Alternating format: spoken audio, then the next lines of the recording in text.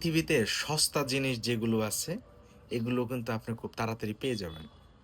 আর হচ্ছে দামি জিনিস যেগুলো আছে, এগুলা পেতে কিন্তু আপনার খুব মানে দেরি বা হচ্ছে আপনার একটা সময় নিতে হবে। এরকম বিষয়টা যেমন একটা কবিতা আছে, একটা জাপানি একটা কবিতা।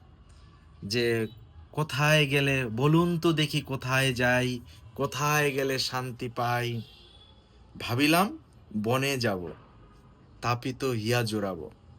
সেখানেও গিয়ে দেখি যে অর্ধরাত্রে কল্পগাত্রে মেঘি কান্না করে। বিষয়টা এরকম পৃথিবীতে যে আমরা সুখ খুঁজি বা হচ্ছে শান্তি খুঁজি একটু। সুখ শান্তিগুলো না পৃথিবীর অনেক দামি জিনিস। এই দামি জিনিস পেতে হলে দীর্ঘদিন অপেক্ষা করতে হয়। আবার হচ্ছে কি অনেক, অনেক ক্ষেত্রে দেখবেন আপনি একটা অপেক্ষা করে আপনি একটা সুখ শান্তি ব্যাপারটা পাইছেন। তারপর দেখবেন এটা ক্ষণিকের। কেন ক্ষণিকের? ধরেন আপনি একটা চাকরি-বাকরি পাইছেন অনেক পড়াশোনা করে বা চাকরি-বাকরির পরীক্ষা দিতে। চাকরি পাওয়ার পরে একটা সুখ ব্যাপার আপনার ভেতরে থাকবে। আবার যখন ধরেন চাকরিটা পাইছেন কিছুদিন পরে আবার মনে হইব না, এই চাকরিটা করতে আমার ভালো লাগতেছে না। আরেকটা চাকরি আবার চেষ্টা করি। তো এরকম সুখ বিষয়টা হলো আপনার জীবনে অল্প ক্ষণিকের জন্য থাকে। কেন?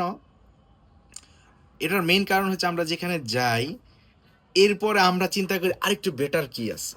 বেটার আরেকটু সুখ নেয়া যায় কিনা? যেমন ধরেন আমরা একসময় কি গ্রামে হেঁটে যাইতাম। ১ম সুখটা কি? সাইকেল কিনতে পারছি মানে কি একটা বড় সুখ। সাইকেল দিয়ে স্কুলে যাচ্ছি।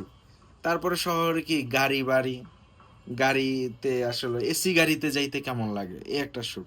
এসির পরে আমরা চিন্তা করি একটু যদি আকাশে ওড়া যায়, যে বিমান দিয়ে উড়লে কেমন লাগবে?